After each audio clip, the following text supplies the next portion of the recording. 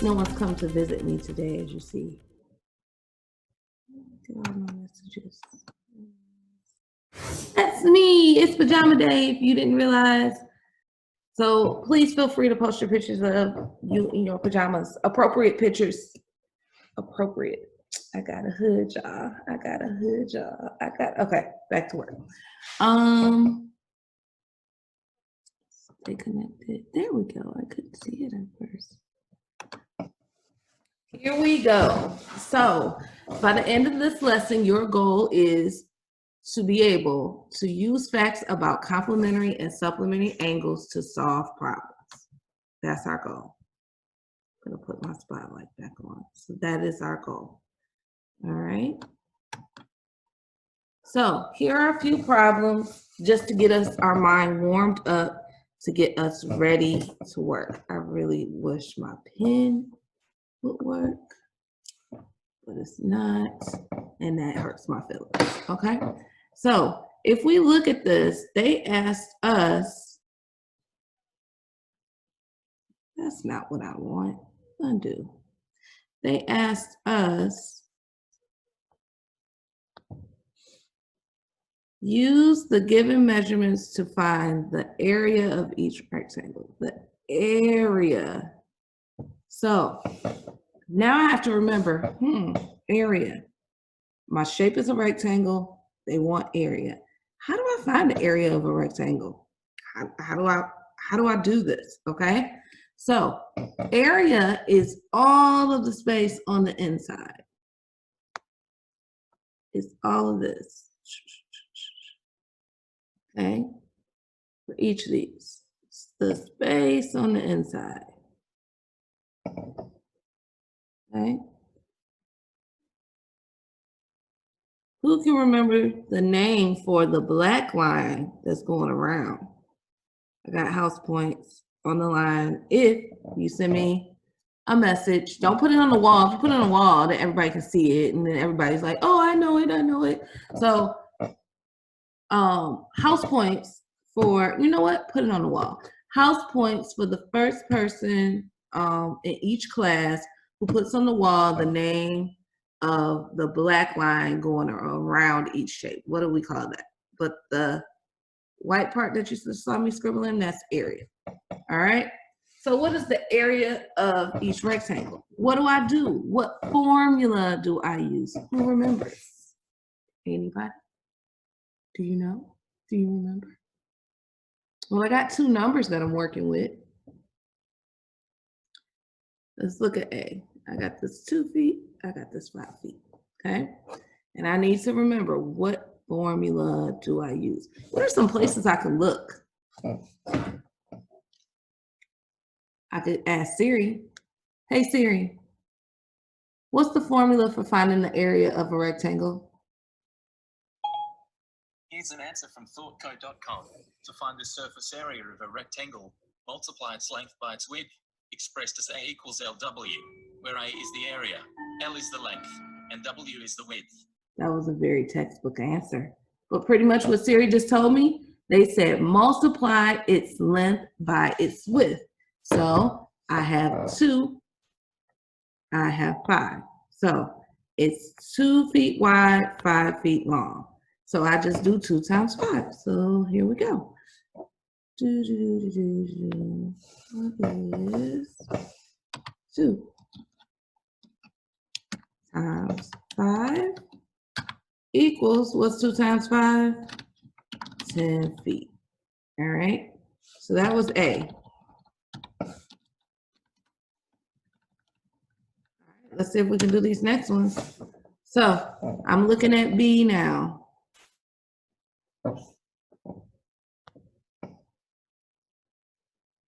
I'm given, this shape looks a little different.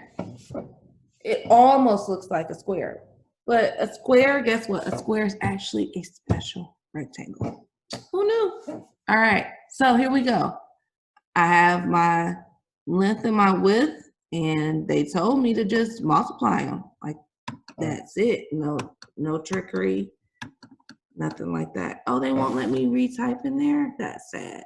So I'm gonna do B. So what are the two numbers I'm gonna multiply by? if you said 3 times 3.5, how do I deal with that? That's a fraction. That's a fraction. I'm so scared of fractions. I'm not scared of fractions, and neither should you. Do you know how to turn a fraction into a decimal? So you got a few ways you can deal with this. You can turn the fraction into a decimal and then use your calculator. You can just work this out, leaving it as a fraction. You can turn your mixed fraction into an improper fraction and then do it that way. So I got a few different options. What is Ms. Robinson going to do? Ms. Robinson knows that 3.5 is the same as 3.5. I know that. I remember that. That's something you should remember too. Okay? So I can use my calculator. I can write it out on paper. I can do all those things. So what I'm going to do, I'm actually going to use my piece of paper right here. And I'm going to use my handy dandy markers right here. Bam. I bought these just for y'all. I don't know if y'all remember when I started using these. I went right to the store like, we need markers. We need markers to use. So 3.5, and I'm putting the 3.5 because this doesn't hurt to practice multiplying by decimals. It doesn't hurt to practice. That's why we learned all of that stuff. Remember, we keep adding on to it. 3.5 times 3. Look, I set my problem up. Because when I'm multiplying with decimals and whole numbers, the decimal doesn't have to line up. Okay, so this is review. So I start with 3 times the ones place. So I start with the number. I only have one number here. So I start with that. 3 times 5. Getting messages. So what's 3 times 5? I hope you said 15. Okay, and then I do 3 times 3. Remember, don't worry about the decimal yet. We don't do that to the end. 3 times 3, hopefully you said 9, plus 1 is 10. I am not done. What am I forgetting? My decimal. So right now my decimal is back here with the 5. But I need to know where to place it. So since there's one digit behind the decimal here, I need to make sure there's only one digit behind the decimal here. If there would have been a digit behind the decimal here and one down here, I would have had to count all the digits behind the decimal. So I only have one digit behind the decimal. So that means I jump one time and my decimal is going to go right there between the 0 and the 5. So my answer is 10.5. And that makes sense. If I was to count, if I was to add 3.5 plus 3.5, that's 7. And if I was to add another 3.5 to it, that's 10.5. So it's all these ways I can check myself. Anyways, your answer is 10.5. And it's very important in geometry and as you continue to move up that we keep a unit name. So in the first one, it was feet. And this B, it was units. Okay? So have to do that. C, you get the process now. So let's do this. So we got 3 3/4 times 2 1/4. All right? That equal. This is B. Let's look at C. I got my space for C. So I got a few different ways that I can do this. I can turn these into decimals. I know all my fourths because fourths are special. Fourths are quarters. And we know about quarters, right? 1/4 is worth how much? If I gave you a quarter, how much is it worth? 2 quarters are worth how much? 3 quarters are worth how much? And 4 quarters give you $1 or a whole. So I could turn these into decimals if I wanted to, but let's work with them as mixed numbers. Okay, so 3 3/4.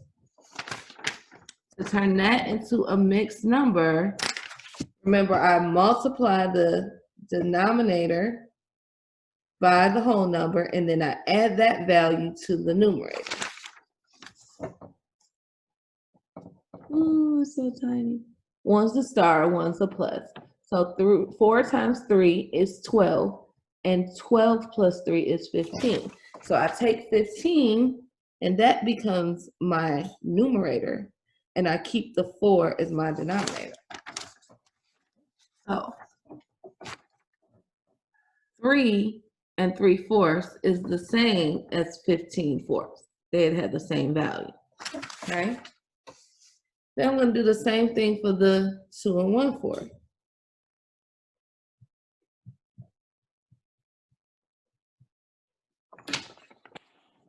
I just dropped my marker top. Oh no. 4 times 2 is 8, and 8 plus 1 is 9. So 2 and 1/4 is the same as 9/4.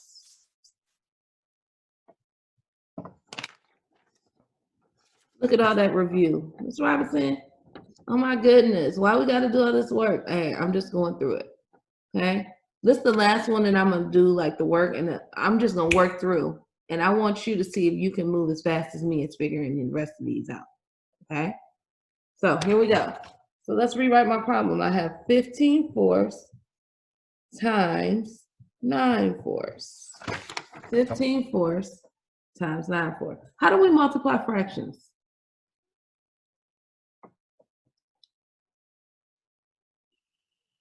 Straight across. It's kind of hard working backwards, okay? Here we go. What is 15 times 9? Few ways I could think about this. Do you know what 9 times 10 is? Okay. Do you know what 9 times 5 is? Okay. Can you add those two numbers together right now? The value you got for 9 times 10, and then the value you got for 9 times 5. Can you add them together? And what did you get? Okay. Well, Ms. Robinson, why did you break the numbers across? Well, I know that 10 plus 5 equals 15. So I know that I could take the value of, I know how to multiply by 10. I know how to multiply by 5. If I do those two and add them together, that for me, that's the easy way for me to do it in my head. Okay? So here we go. So you should have got 135. That's what you should have got.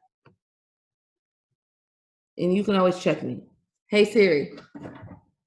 Hey Siri. What's 15 times 9?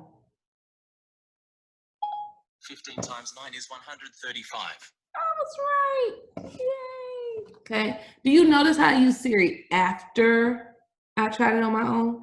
I have to try it first, then I check myself. If I'm not right, I try to figure out what did I do wrong. That's just problem solving. That's just a life skill. You try it out first. If you can't figure it out, try to get a little help. Not just get it done, but you try to get a little help and then figure out what did you do wrong? How do you fix it?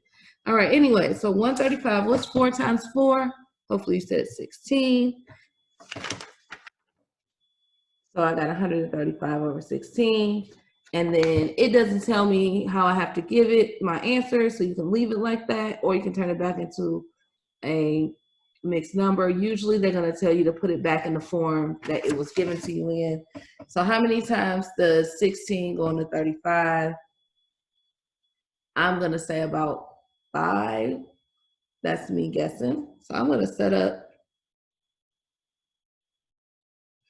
Remember, the number on the top goes in the house. The number on the bottom stays outside the house. So can 16 go into 1? No, it can't. Can 16 go into 13? No, it can't. Can 16 go into 135? Yes, it can. So I am thinking, it's way more than 5. I'm going to say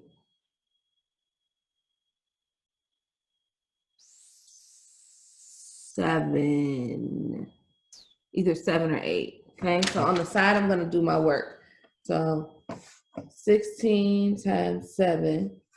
Like I said, on the side, I'm going to do a little work to try to figure this out. 7 times 6 is 42, carried by 1. Okay. 7 times 1 is 7, plus 4 is 11.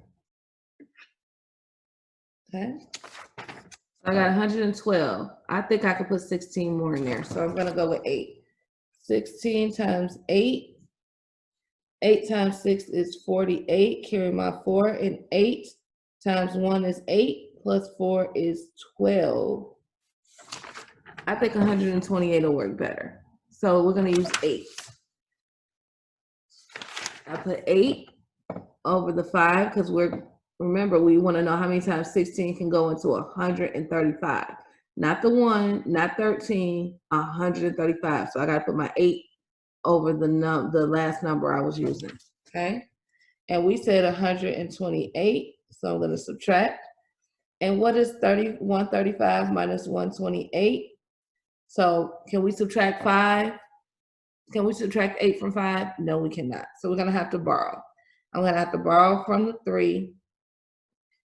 And it becomes a 2. I borrowed 10 from there. And so now my 5 becomes a 15.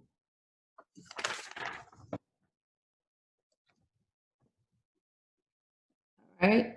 So 3 became a 2. The 5 became a 15. What is 15 minus 8? That is 7. And then 2 minus 2 is 0. And 1 minus 1 is 0. So my answer for this is going to be 7. Okay. That's not my final answer. So what I'm going to do is, because I'm just trying to get it back in fraction form, I didn't want it in a decimal. 8 is going to be my whole number. Sorry, I'm over here. 8 is going to be my whole number. The 7 that I have left over, that's going to be my numerator. And 16 is going to be my denominator. So my final answer for C is 8 and 7/16. And what's my unit? Centimeters. All right. You're like, man, Ms. Robinson, that took a long time. It did a little bit, but that's because I'm explaining a lot of stuff. Now, I am going to, and you can time me, I'm going to finish up these last problems, and I'm just going to do them as fast as I can, because I think sometimes you go, man, this is a lot of work. But I'm just going to go as fast as I can, and I'm going to do problems D, E, and F, so you can get an idea of how quickly these things can be done.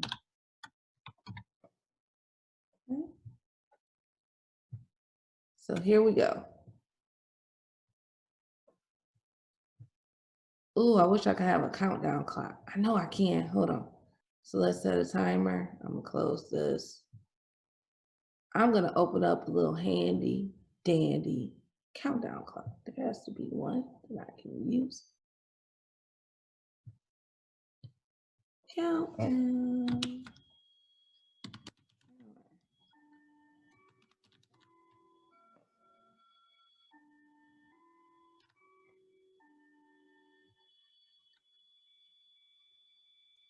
Okay. Stopwatch. That's what I want. I want a stopwatch. That's what they're called. Robinson. Stopwatch. All right.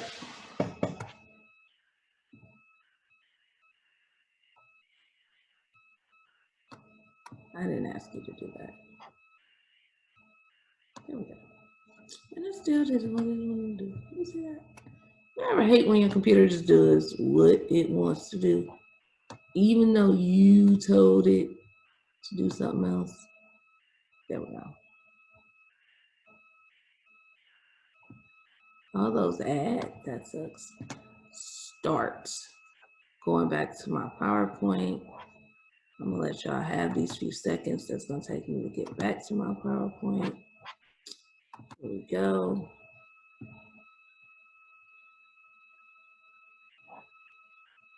I wouldn't want y'all to miss the time. Look at all this time I'm losing just messing around with my computer. And I also have to clear this annotation. Clear all drawings. There we go, because I couldn't see. All right, y'all got 37 seconds in on me. Here we go. 7/8 times 5/8. 35 over 64. inches. D is done. E, 1 3/8 times 1/4. I know I'm going to turn into 8 times 1 is 8 plus 3 is 11. 8 times 1/4. 11 times 1, 8 times 4 is 32, and that is inches. And F, 1 3/4 times 1 1/2, which is 3/2, 9/8 inches. Done. Oh, no. Mouse. There we go. Done. Even with my technical, it took me 1 minute and 30 seconds to do these problems. So that's how quick you can get. 1 minute and 30 seconds, guys. So yes, sometimes it's like, man, Ms. Robinson, it's taking forever because I'm trying to teach you the steps, the thinking pattern. But the quicker you get, 1 minute and 30 seconds to do those 3 problems. Okay? So I'm expecting you to get them done within 3 minutes, maybe 4. Okay? If it takes me, and it didn't even take me 1 minute and 30 seconds. Because remember, it took me 40 seconds to set my computer up. But anyways, that's besides the point. You're done with the warm-up. Let's keep going because we haven't even got into our lesson today. So now your brains are warmed up. You've done some conversion. You've done some multiplication.